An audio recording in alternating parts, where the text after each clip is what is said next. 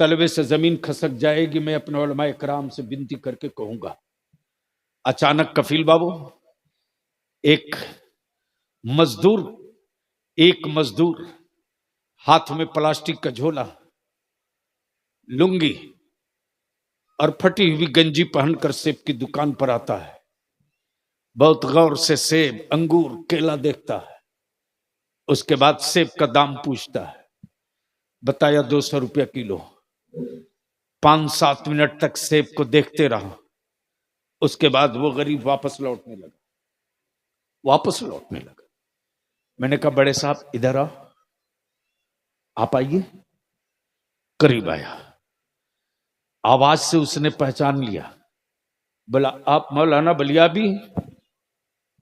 मैंने कहा हाँ मैं ही बलियाबी हूं। आप सेब क्यों नहीं लिए? उसने जो जवाब दिया ना, अंदर से हिला दिया बलियाबी को। उसने जवाब दिया मेरी बेटी है, सियानी हो गई। जब मैं सुबह मजदूरी पे जा रहा था तो मेरी बेटी ने कहा अब्बू सेब लेके आना। मैं सेब लेने के लिए आया। सोचा था आधा किलो ले लूं, लेकिन 100 रुपया लगेगा। मेरे पास 300 रुपया है।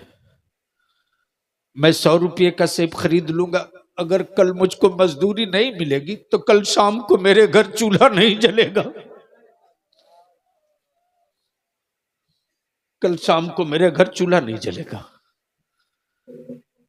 मैंने दुकानदार से कहा बेटा इसको 2 किलो सेब दो, 1 किलो अंगूर दो, 2 दर्जन केला दो। चलते वक्त मैंने कहा कि आपकी बच्ची की उम्र? बोला हजरत बेटी की उम्र 16 साल हो गई है। अच्छा खाना डर से नहीं खाते हैं, बढ़िया कपड़ा पहनने की सोचता हूं लेकिन हिम्मत नहीं पड़ती है।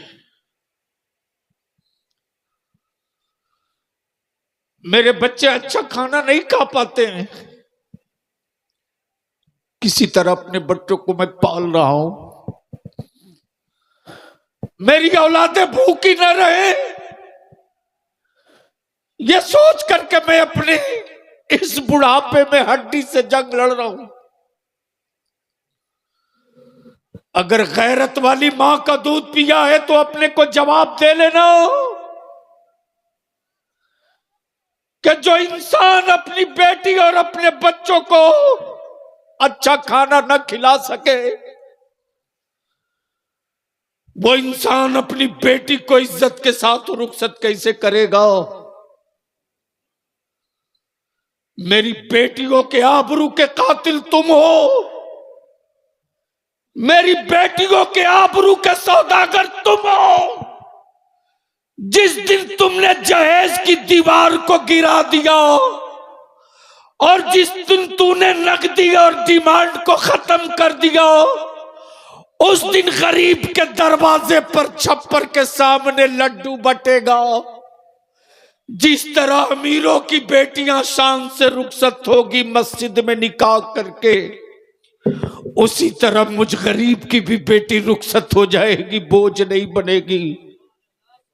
बहुत अच्छा मेरे अजीज, तकरीरों से कुछ नहीं होगा।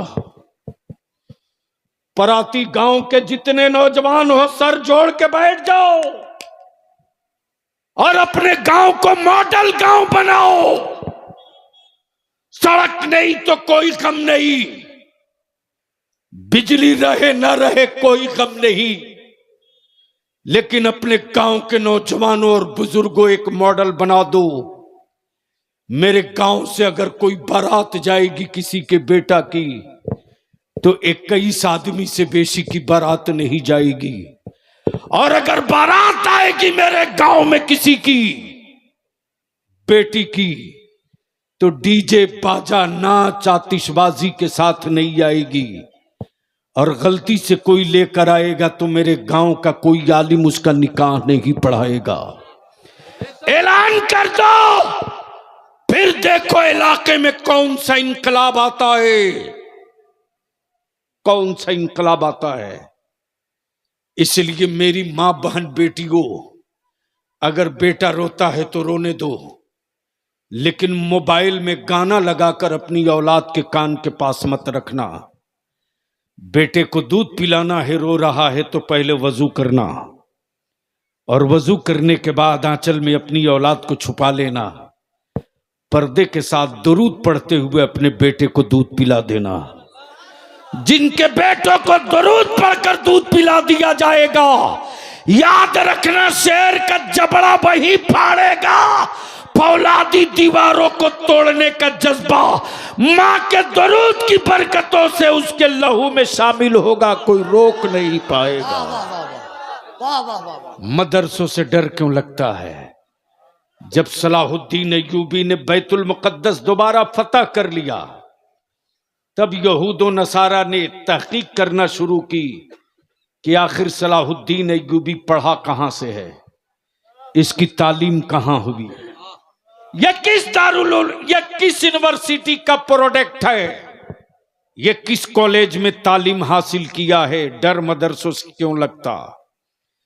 तो आखिरी रिपोर्ट, जो फाइनल रिपोर्ट आई, वो ये आई कि सलाहुद्दीन अय्यूबी किसी कॉलेज का पढ़ा नहीं था, सलाहुद्दीन अय्यूबी किसी यूनिवर्सिटी का पढ़ा नहीं था, सलाहुद्दीन अय्यूबी की तालीम मदरसे में हुई थी, मदरसे में हुई थी।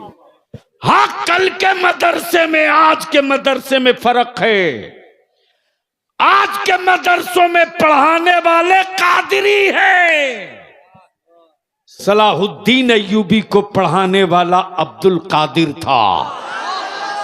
तो पीराने पीर अब्दुल कादिर का शागिर्द है। मदरसों से डर इसलिए लगता है कि पता नहीं इन गरीबों के झुंड में कौन सलाहुद्दीन अय्यूबी निकल जाए, पता नहीं गरीबों की आबादी में कौन सलाहुद्दीन अय्यूबी निकल जाए, पता नहीं इन गरीबों के झुंड में कौन नूरुद्दीन जंगी निकल जाए। डर इसी से लगता है। तब बलियाबी कहता है, मदरसों की ईंटों को गूंगी दीवार समझने की गलती मत करना। अगर ये चीख पड़ेगी ईंटें, तो हुक्मरानों तुझे कहीं छुपने को जगह नहीं मिलेगी। इसलिए फिर मैं आखिर में कहूँगा, अपनी औलादों को बुज़दिल मत बनाओ और अपनी औलादों को जज्बाती मत बनाओ। मत अच्छा मकान बना, रहने दे मिट्टी पर, मत बढ़िया लिबास सिला, रहने दे मोटिया मार्किन में, लेकिन अपनी औलादों को पढ़ाकर पावर वाला कलम दे दे। इसलिए कि जिसके हाथ में पावर का कलम होगा, मैदान जंग में फतह का झंडा उसी के हाथ होगा। अल्लाह तबारक व तआला मदारिस के जिम्मेदारान को, हमारे असातिज़ा को, अराकीन व मुआमिनीन की उम्रों में खूब बरकतें अता फरमाए। रब कदीर की बारगाह में इल्तिजा है, ये सलामत रहे दरख्त, परिंदे चहचहाते रहें, सलामत रहे ये दरख्त, परिंदे आते रहें, चहचहाते रहें, तराने लाहूती सुनाते रहें और परवाज करते रहें। अल्लाह रब्बुल जलाल हम सबके जान की, माल की, मुल्क की, इज्जत की, आबरू की हिफाजत फरमाए। यार जिंदा, सोहबत बाकी। अस्सलामु अलैकुम।